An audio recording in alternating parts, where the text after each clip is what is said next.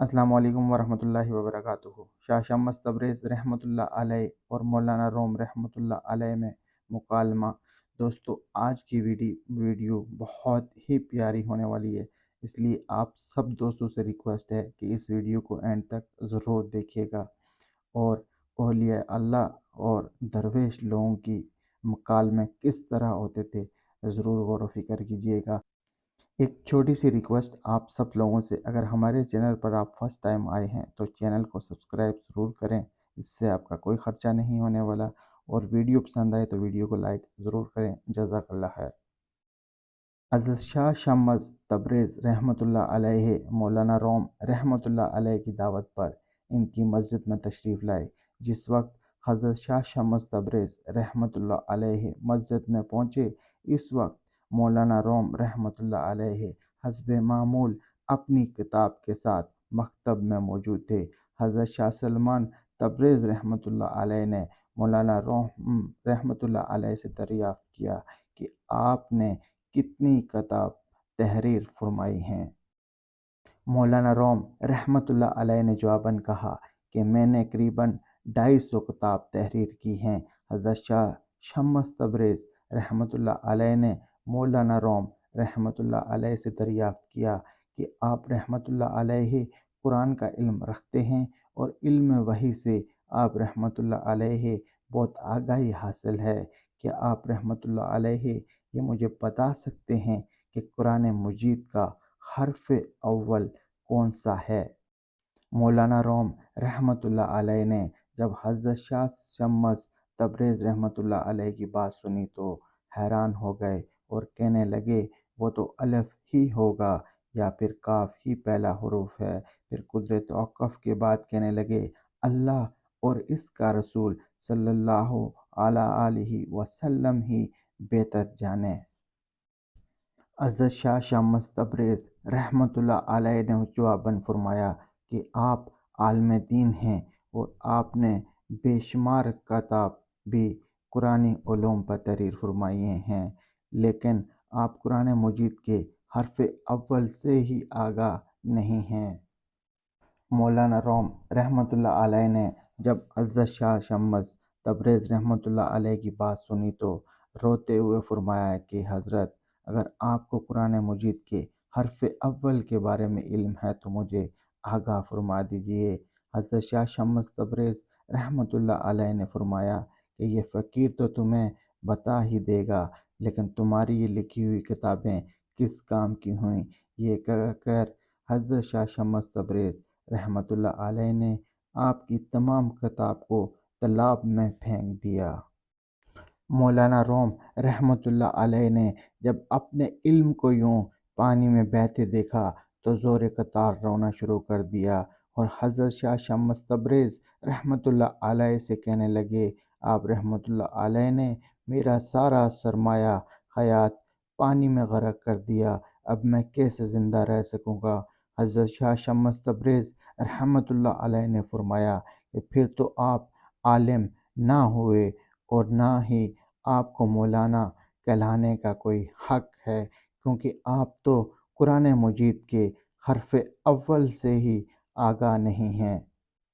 मौलाना रोम रहमतुल्लाह अलैह ने रोते हुए दरख्वास्त की कि आप रहमतुल्लाह अलैह मेरी किताब को तालाब से निकाल दें और मुझे कुरान मजीद के हर्फ अव्वल से आगाही बख्श दें।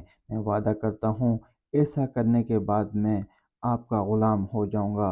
हज़रत शाह शम्स तबरेज़ रहमतुल्लाह अलैह ने दरियाफ़्त किया कि मौलाना साहब, आप अपने इल्म से अंदाज़ा लगा कर बताएं कि कुरान मजीद का हर्फ अव्वल कौन सा हो सकता है। मौलाना रोम रहमतुल्लाह अलैह ने अर्ज़ किया कि मेरे नज़दीक अरबी हुरूफ अलफ ही कुरान मजीद का पहला हुरूफ है। हज़रत शाह शम्स तबरेज़ रहमतुल्लाह अलैह ने फरमाया कि अरबी हरूफ अलफ़ की ग्रामर में कम व बेश 18 इक़साम बयान हुई हैं। आपकी मुराद किस अलिफ से है? मौलाना रोम रहमतुल्लाह अलैह ने जवाब देने के बजाय पूछा कि हज़रत, अगर अलिफ कुरान मजीद का पहला हर्फ नहीं तो फिर आप रहमतुल्लाह अलैह मुझे पहले हर्फ से आगाही फरमाएँ। आप रहमतुल्लाह अलैह ने फरमाया کہ اس میں شک نہیں کہ قرآن مجید کا پہلا حرف الف نہیں ہے۔ مولانا روم رحمۃ اللہ علیہ نے حضرت شاہ شمس تبریز رحمۃ اللہ علیہ کی بات سنی تو ایک مرتبہ پھر اپنی کم علمی کا اعتراف کرتے ہوئے آپ رحمۃ اللہ علیہ سے قرآن مجید کے حرف اول کے بارے میں دریافت کیا۔ حضرت شاہ شمس تبریز رحمۃ اللہ علیہ نے جواب دینے کے بجائے طلاب سے کتابیں نکالنا شروع کر دیں۔ مولانا روم رحمۃ اللہ علیہ نے جب اپنی کتاب کو صحیح سلامت طلاب میں سے باہر آتے دیکھا تو حیران رہ گئے۔ جب تمام کتاب باہر نکل آئیں تو حضرت شاہ شمس تبریز رحمۃ اللہ علیہ نے فرمایا کہ اللہ اور اس کے رسول صلی اللہ علیہ وسلم کا فرمان ہے کہ قرآن مجید کے الفاظ پر غور کیا کرو، چنانچہ جو لوگ اس پر غور کرنے والے، اس کا علم رکھنے والے ہیں، انہیں اس کے حرف اول سے آگاہ ہونا ضروری ہے۔ مولانا روم رحمۃ اللہ علیہ نے عرض کیا کہ میرے علم کے مطابق قرآن مجید کے کل حروف 3,33,760 ہیں اور کلمات کی تعداد 26,430 ہے، جبکہ آیات کی کل تعداد 6,666 ہے۔ چنانچہ 3,33,760 حروف میں سے یہ کہنا کہ حرف اول کون سا ہے بہت ہی مشکل ہے۔ عربی لغت میں ہر لفظ کے شروع میں آل لگا دیا جاتا، تو اس لحاظ سے میرے نزدیک پہلا حرف الف ہی ہوا۔ حضرت شاہ تبریز رحمۃ اللہ علیہ نے مولانا روم رحمۃ اللہ علیہ کی بات سننے کے بعد فرمایا کہ عربیوں میں آل کا رواج قدیم زمانے سے چلا آ رہا ہے اور وہ ہر لفظ کے شروع میں آل کا استعمال کرتے ہیں۔ مثال کے طور پر وہ قرآن الحکیم کو القرآن الحکیم کہتے ہیں۔ آل ایک اضافہ ہے جو اضافت توصیف کہلاتا ہے، جیسے اس میں معرفہ کہا جاتا ہے۔ فارسی میں سے اہم معروف کہتے ہیں جو انعام و نعمت کے معنی میں سے ہے۔ اللہ تعالیٰ کے اسم اعظم کا حروف اولین سب سے پہلے حضرت آدم علیہ السلام کی زبان مبارک سے ادا ہوا، مگر بترتیب جدول وہ قرآن مجید کا حرف اول نہیں ٹھہرا۔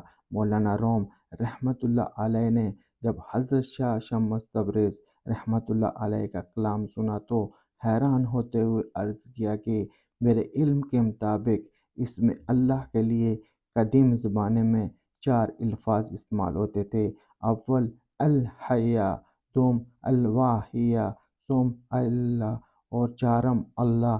آپ رحمۃ اللہ علیہ ان کی تشریح میں کیا فرماتے ہیں؟ حضرت شاہ شمس تبریز رحمۃ اللہ علیہ نے فرمایا کہ الحیا عبرانی زبان کا لفظ ہے اور الواحیا لاطینی زبان کا لفظ ہے اور اللہ مصری زبان کا لفظ ہے، جبکہ اللہ عربی زبان کا لفظ ہے۔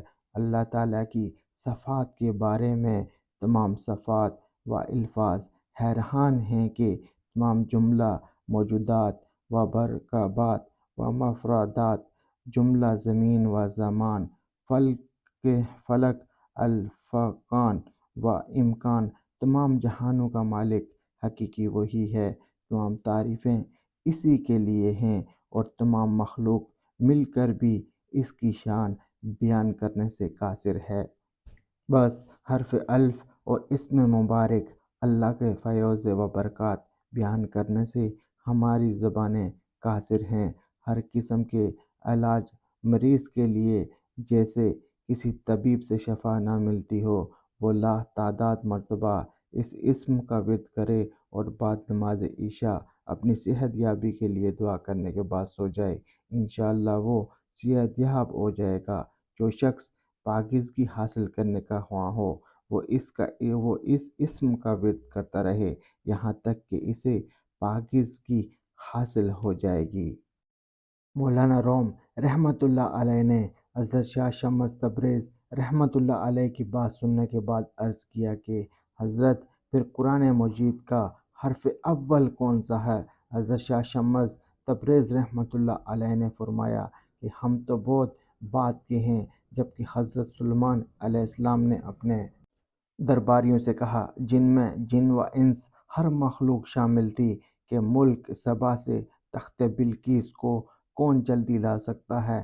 تو ایک جن نے کہا کہ ملک سبا کا فاصلہ قریباً 1000 میل کا ہے، اس لیے وہ اسے ایک ماہ میں اٹھا کر لا سکتا ہے۔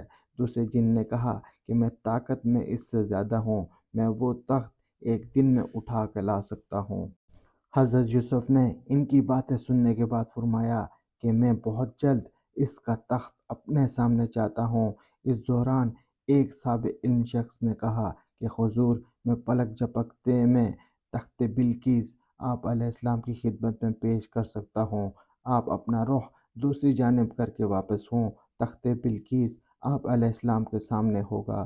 چنانچہ حضرت سلیمان علیہ السلام نے اپنا رخ پھیرا تو اس صاحب علم نے اس میں عظیم پڑا۔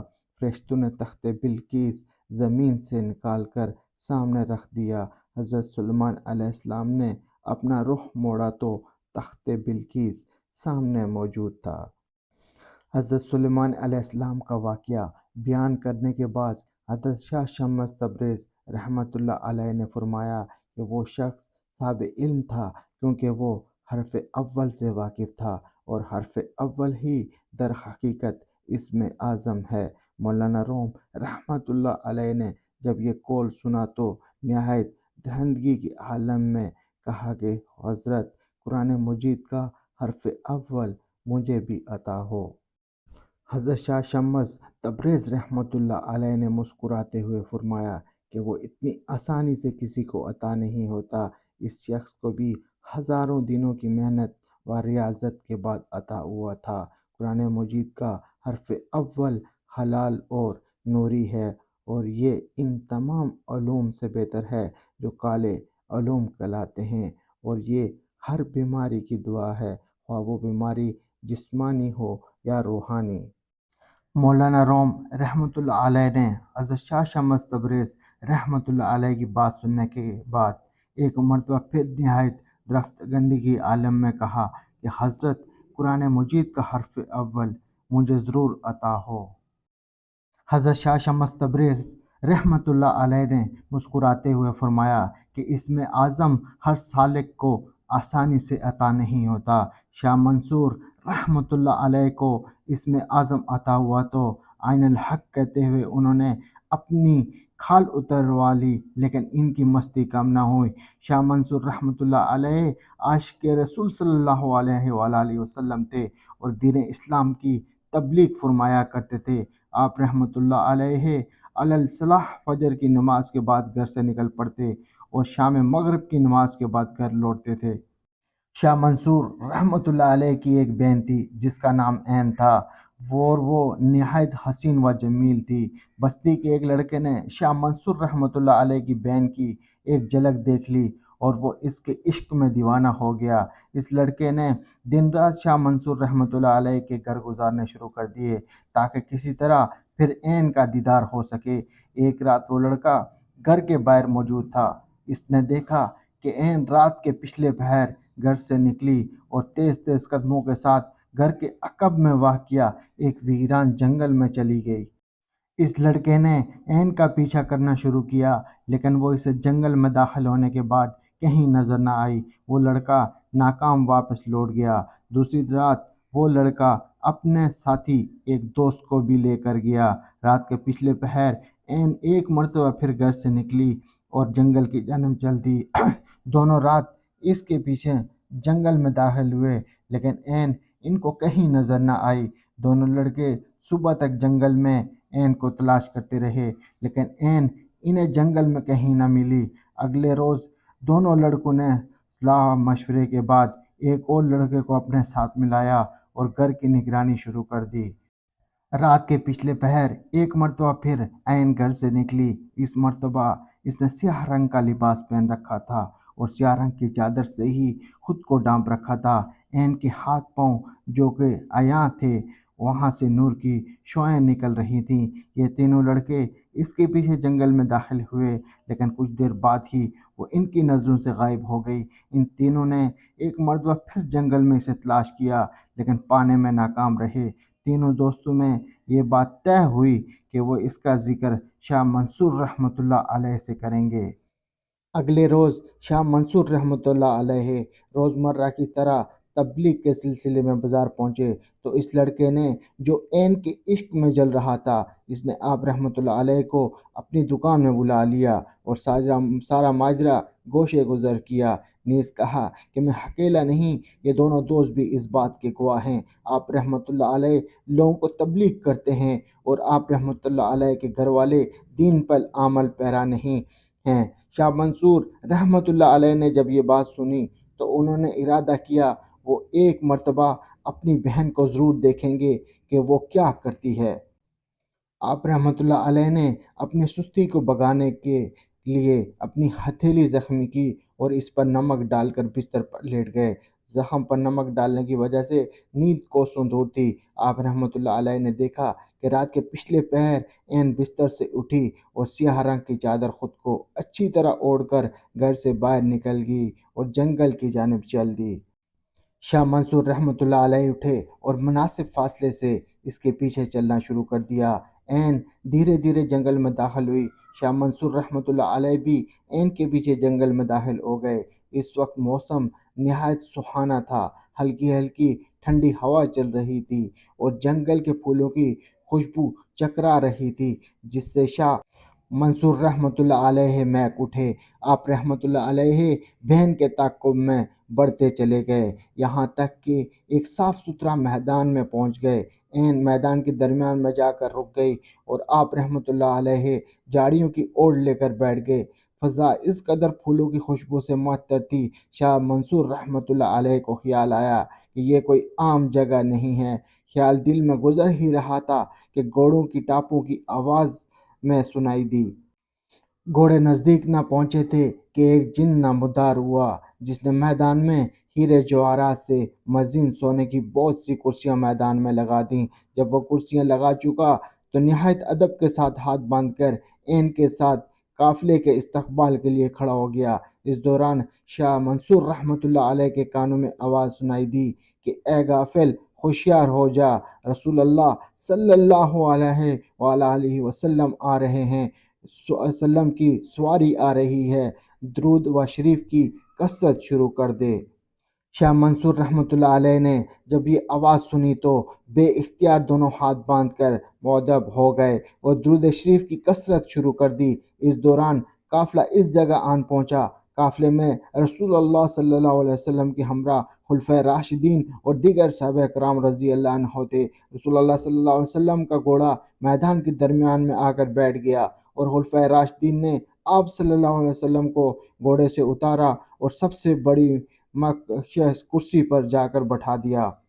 جیسے ہی خلفائے راشدین اور دیگر صحابہ کرام کرسیوں پر تشریف فرما ہوئے، عین نے سب کی خدمت میں شربت کے گلاس پیش کرنا شروع کر دیے۔ جب عین سب کو شربت دے چکی، رسول اللہ صلی اللہ علیہ وسلم نے فرمایا، عین ایک گلاس تم پی لو اور ایک جھاڑیوں میں بیٹھے ہمارے مہمان کو دے آؤ۔ عین نے رسول اللہ صلی اللہ علیہ وسلم کے فرمان کے مطابق اپنے حصے کا گلاس پی لیا اور دوسرا گلاس لے کر جھاڑیوں کے پاس پہنچی۔ جب اپنے بھائی کو دیکھا تو اچانک عین کے منہ سے نکلا کہ رسولی جوگے، تم بھی شربت کا گلاس پی لو۔ شاہ منصور رحمۃ اللہ علیہ نے عین کے ہاتھ سے شربت کا گلاس لے کر پیا تو ان کی عقل جاتی رہی۔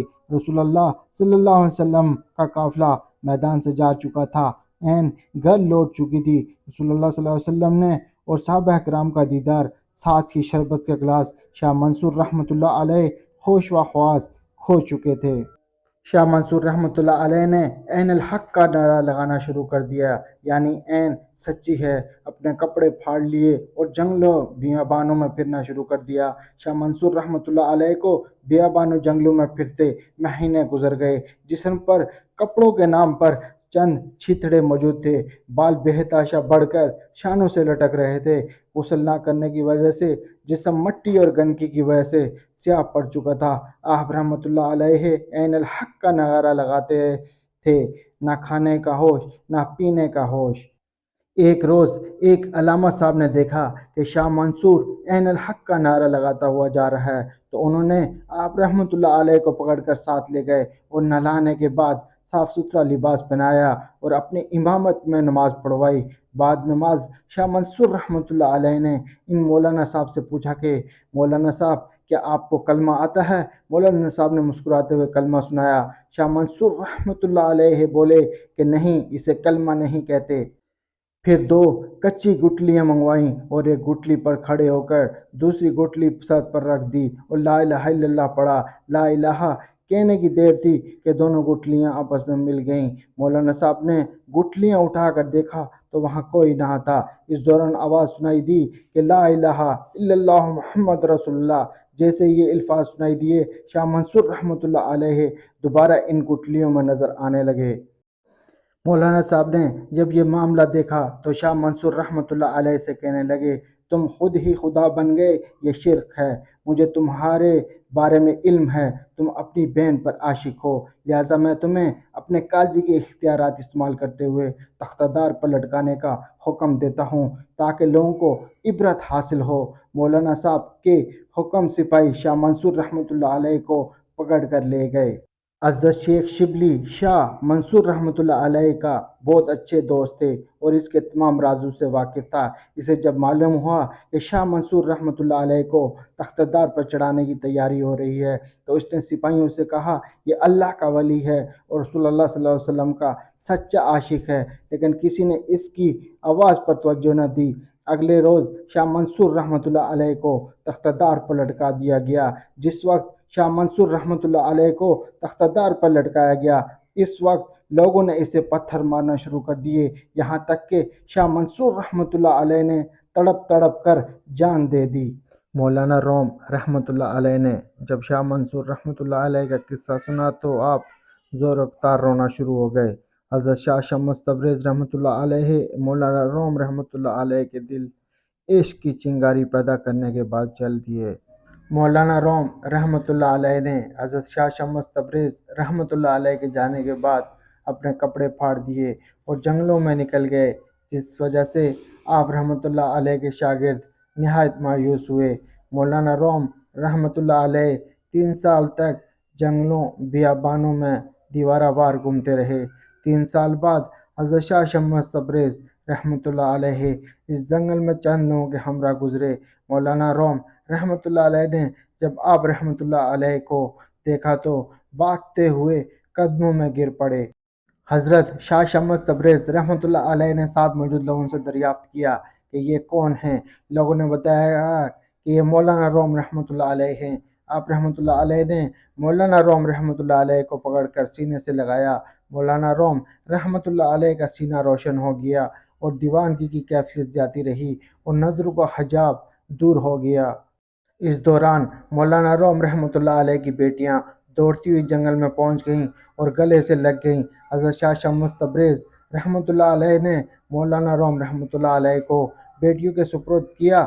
بیٹیوں نے باپ کو گھر لا کر نہلا کر عمدہ لباس پہنایا اور انہیں مکتب میں ان کی مسند پر بٹھایا۔ حضرت شاہ شمس تبریز رحمۃ اللہ علیہ تشریف لائے اور مولانا روم رحمۃ اللہ علیہ کے ساتھ ہی مسند پر تشریف فرما ہو گئے۔ مولانا روم رحمۃ اللہ علیہ کی دیوانگی حضرت شاہ شمس تبریز رحمۃ اللہ علیہ کے گلے سے لگتے ہی جاتی رہی۔ آپ رحمۃ اللہ علیہ نے ایک مرتبہ پھر حضرت شاہ شمس تبریز رحمۃ اللہ علیہ سے اصرار کیا کہ مجھے قرآن مجید کا حرف اول عطا ہو۔ حضرت شاہ شمس تبریز رحمۃ اللہ علیہ نے مولانا روم رحمۃ اللہ علیہ کو حوصلہ دیا اور فرمایا کہ قرآن مجید کا حرف اول ضرور تمہیں عطا کیا جائے گا۔ یہ فرما کر حضرت شاہ شمس تبریز رحمۃ اللہ علیہ چلے گئے۔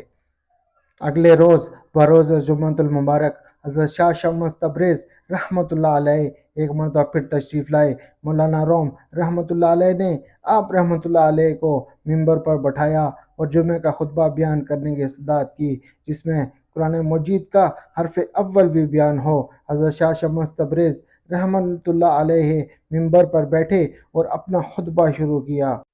بعد از حمد و ثنا اور درود و اسلام، اما بعد میں مولانا روم رحمۃ اللہ علیہ کے شاگردوں کو مبارکباد دیتا ہوں، جنہوں نے مولانا روم رحمۃ اللہ علیہ کو طویل جدائی کے بعد ایک مرتبہ پھر پا لیا۔ عربی زبان میں حروف کے متعلق بحث بہت مشکل امر ہے، اور آج تک علماء کرام بھی ان حروف کو زیر بحث نہیں لا سکے، اس لیے وہ علم کے پیاسوں کی پیاس بجھانے سے عاجز رہے۔ ان علماء کو یہ بھی معلوم نہیں کہ یہ حرف کہاں سے وار ہوئے اور یہ حروف کس زبان کے ہیں، ان کے پس منظر کیا ہیں، ان کے معنی کیا ہیں۔ قرآن مجید میں ان الفاظ کی شان نزول کس لحاظ سے ہے، آئیں عربی قواعد و ضوابط و گرامر کو قرآن مجید کی بنیاد بنائیں اور قرآن مجید کے حروف ان کی اشکال و حرکات کو مد نظر رکھیں، پھر ان شان نزول کو مقدم رکھیں تاکہ قرآن مجید کی صحیح تشریح و تفسیر بیان ہو سکے۔ اس طرح تشریح کرنے سے ہم پر اللہ تعالیٰ کا حقیقی پیغام اشکار ہوگا اور ہم اللہ تعالیٰ کے پیغام سے آگاہی حاصل کر سکیں گے۔ مسلمانوں کے زوال کی بڑی وجہ بھی یہی ہے کہ مسلمانوں نے قرآن مجید کی تعلیمات کو بھلا دیا اور دولت کو ہی اپنا سب کچھ مان لیا، جس کی وجہ سے ذلت کے گڑھوں میں گرتے چلے گئے۔ قرآن مجید کی آیات مسلمانوں کی اس حالت کی گواہی دیتی ہیں۔ رسول اللہ صلی اللہ علیہ وسلم آخری نبی و رسول ہیں۔ حضرت جبریل علیہ السلام آپ صلی اللہ علیہ وسلم پر وحی لے کر آئے۔ یہ ساری باتیں واضح کرتی ہیں کہ قرآن مجید کے اولین حروف سورۃ الحلق کی آیات نہیں ہیں بلکہ کن فیکون ہیں، اور یہ بات اللہ تعالیٰ کے فرمان و رسول صلی اللہ علیہ وسلم کی احادیث سے ثابت ہے، اور انہی حروف کی برکت کی وجہ سے قرآن مجید کو ام الکتاب کہا گیا ہے۔ نیز فرمایا کہ کاف اس نسبت سے قرآن مجید کا حرف اول ہے اور کائنات کی تخلیق اس حروف سے ثابت ہے۔ خود کائنات کا حرف اول کاف ہے۔ اللہ تعالیٰ نے کن فیکون فرمایا اور 6 دن میں یہ ساری کائنات پیدا فرمائی، بس تمام حروف پر کاف کو فوقیت حاصل ہے اور یہی قرآن مجید کا حرف اول مانا جائے گا۔